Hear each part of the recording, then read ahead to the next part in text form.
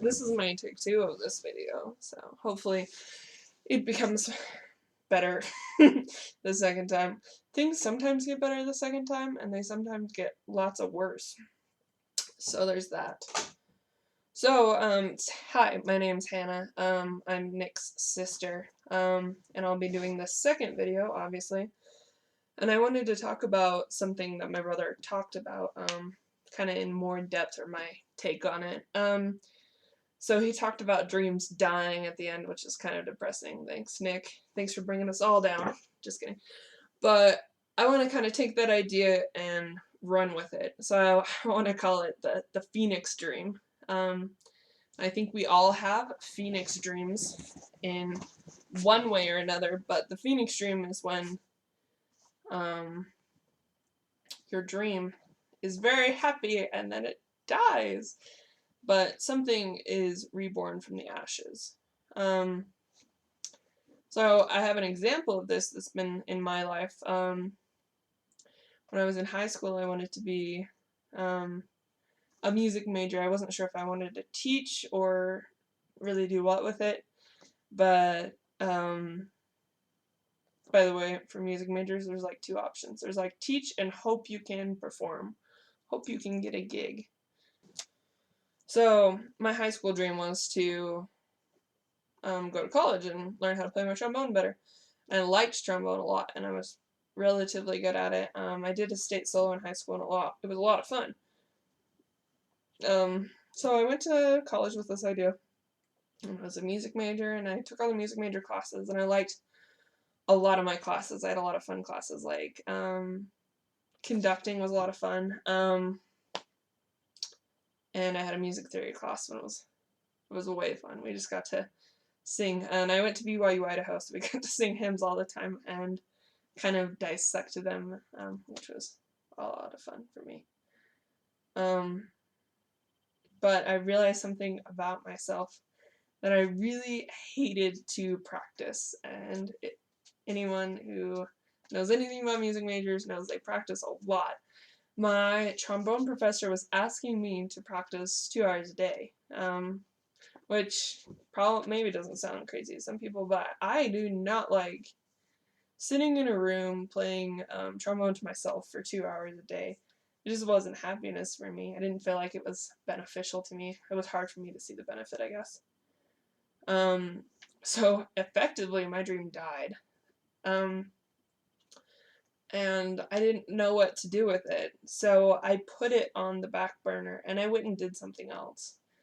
I went on a few missions, and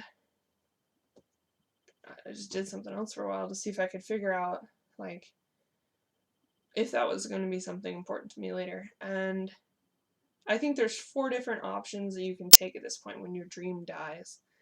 There's the option my brother took with his video game, dream dying. When it got hard, he decided to push through. He decided to essentially create his own fire, and his own desire to keep doing what he wanted to do. So he rebuilt his dream, maybe with not the initial fire, but with a different fire. So that's sort of one option. Another option is to put it on the back burner to settle, which is kind of what I did with trombone there for a while. Take a break, see if it matters later in life. There's a third option, which is move on completely. So kind of walk away from the ashes. Do the cool guy thing where you walk away from the explosion or whatever. It's probably not that dramatic, but you know what I mean. And then there's the fourth option, which is what I actually decided to do with trombone, which is reincorporate or reevaluate where it fit in my life as not the main priority, but something that made me immensely happy. So when I came back from my missions, I went to Utah State, and that's actually where I go to school now. I'm almost done, woohoo! But I wanted to do band again, so I did marching band. I did different bands, but I changed my major into business. And I realized that band was a really happy place for me and a great social outlet for me. And it was also a really great stress relief for me. It's just something relaxing that I do. It's something that comes relatively easy to me. So it's not something that like, I have to stress and work really hard on, but it's just something that's relaxing and something that's fun.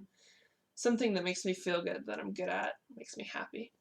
So that's where I decided trombone fit in my life. I think another example of this in my life is personality goals. And I think in today's media, in today's culture, you see a lot of people that are really socially gung ho and extroverted and get along well with people and have this thing going for them. And I really wanted to be that. It seemed like a really attractive quality that I really wanted to develop. But it was really hard for me, and I'm just an awkward kid, and I didn't. It kind of tore me in not, I don't know, not dramatically tore me in two, but it was really hard for me to see something, this goal that I had, this dream that I had, this person I wanted to be, and essentially have it not be attainable because it's just not the person that I am. It's just not something that makes me comfortable. I was uncomfortable a lot of the time. And that's when that dream sort of had to die.